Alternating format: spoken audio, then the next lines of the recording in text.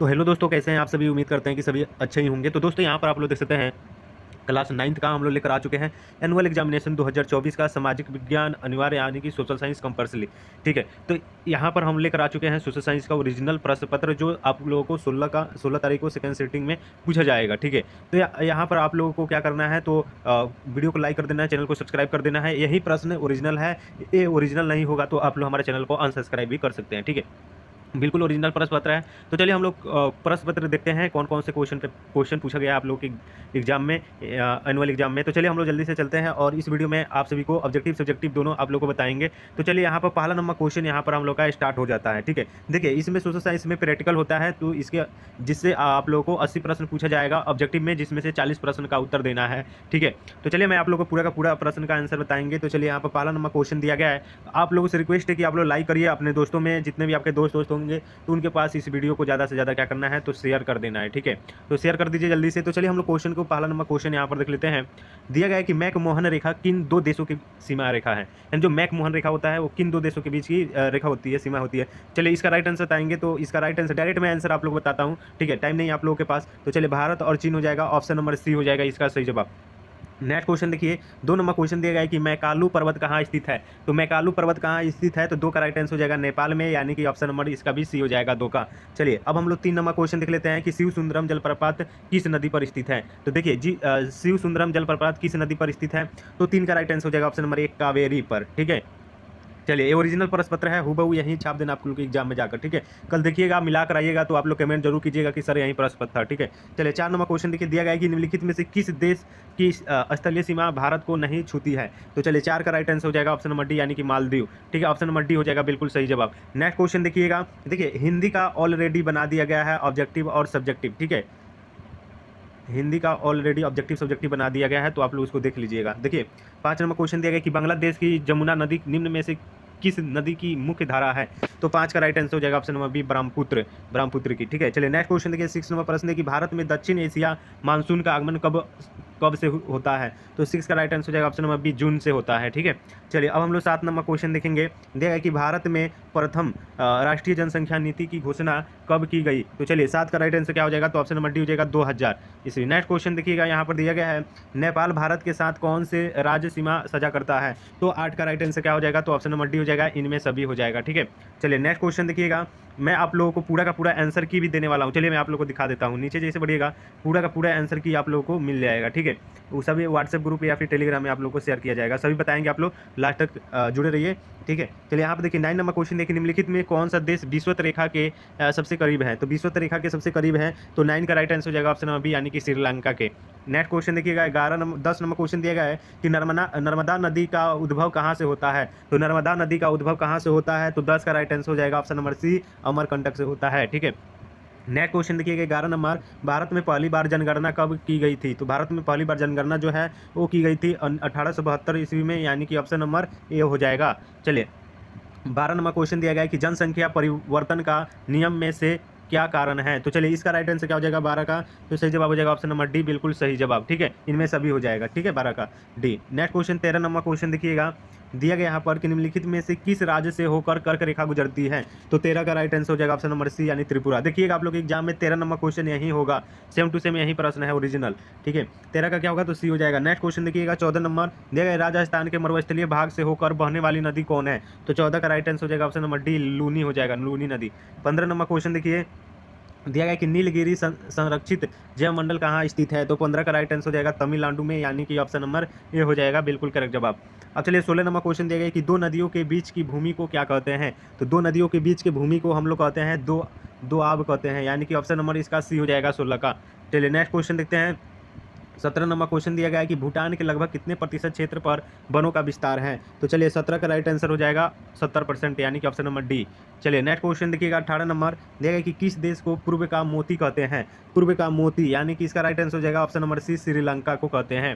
ठीक है, चलिए नेक्स्ट क्वेश्चन 19 नंबर दिया गया है कि गुजरात के भुज में भयंकर भूकंप कब आया था। तो देखिए 19 का राइट आंसर क्या हो जाएगा, तो हो जाएगा 2001 ईस्वी में, ऑप्शन नंबर ए हो जाएगा 2001। नेक्स्ट क्वेश्चन दिया गया है निम्नलिखित में क्या मानव जनित आपदा है? तो मानव जनित आपदा पूछा जा रहा है, तो भूकंप दिया गया है, बाढ़ दिया गया है, नाभिकीय आपदा दिया गया है, भूस्खलन दिया गया है। तो देखिए 20 का राइट आंसर सी हो जाएगा। नाभिकीय आपदा जो है वो मानव जनित आपदा होता है, ठीक है, ऑप्शन नंबर सी। अन्यथा ये तीनों जो है वो प्राकृतिक आपदा हो जाएगा। चलिए नेक्स्ट क्वेश्चन, 21 नंबर क्वेश्चन दिया गया है कि परमाणु बम का सर्वप्रथम प्रयोग कहाँ किया गया था? तो परमाणु बम का सर्वप्रथम प्रयोग कहाँ किया गया था? तो 21 का राइट आंसर हो जाएगा ऑप्शन नंबर ए, हिरोशिमा में किया गया था। ऑप्शन नंबर ए हो जाएगा।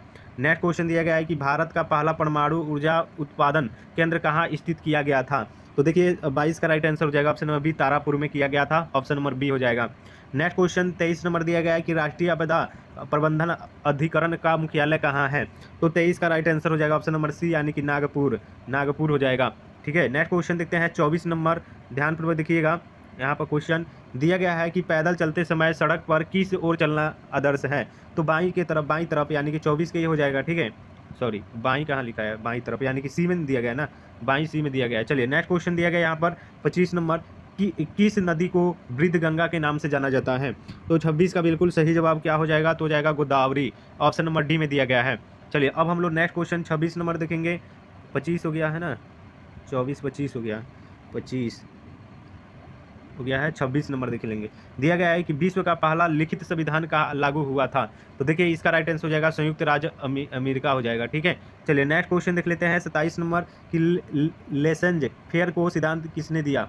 लेसेंस फेयर को सिद्धांत किसने दिया? तो 27 का राइट आंसर हो जाएगा Adam Smith, option number B हो जाएगा 27 का। 28 नंबर प्रश्न दिया गया है कि धर्मनिरपेक्ष राज्य की स्थापना सर्वप्रथम किस देश में हुई?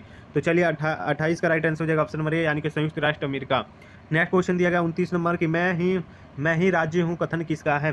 तो 29 का राइट आंसर हो जाएगा ऑप्शन नंबर बी, यानी कि लुई 14वां। नेक्स्ट क्वेश्चन देखते हैं 30 नंबर क्वेश्चन दिया है कि विधि की आत्मा यानी कि द स्पिरिट ऑफ लॉ का नामक पुस्तक किस की है? चलिए तो 30 का राइट आंसर हो जाएगा मॉन्टेस्क्यू की है, यानी कि ऑप्शन नंबर सी में दिया गया है। तो बाबू ये ओरिजिनल प्रश्न पत्र है, आप लोग ध्यानपूर्वक पूरा प्रश्न को देखते चलिएगा। ठीक है ना, कल यहीं रहेगा, नहीं तो बहुत पछताइएगा आप लोग। ठीक है ना, ये चीज़ ध्यान में रख लीजिएगा।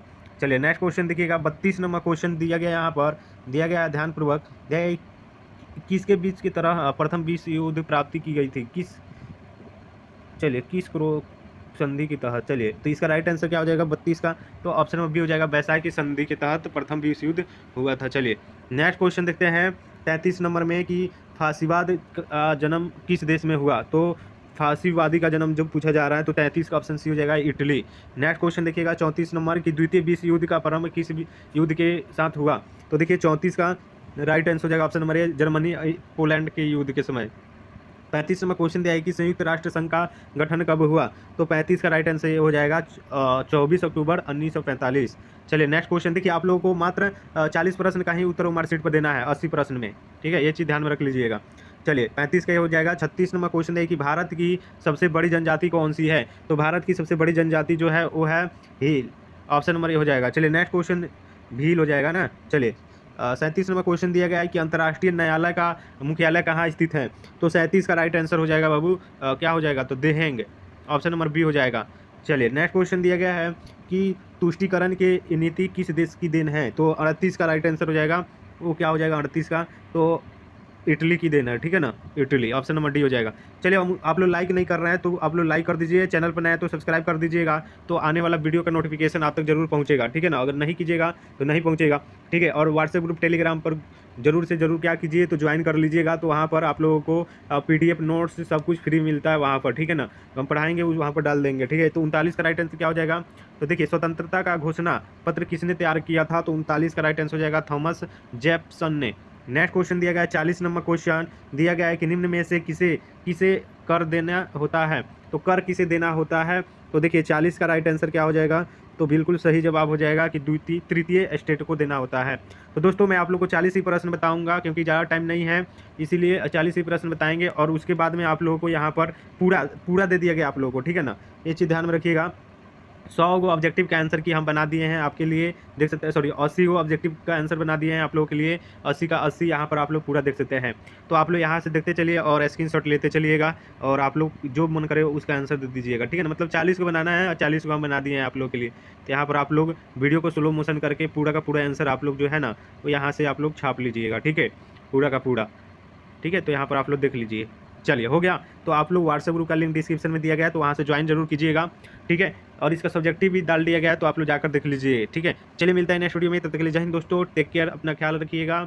एक बार लाइक जरूर कर दीजिएगा, सब्सक्राइब भी। चलिए थैंक यू।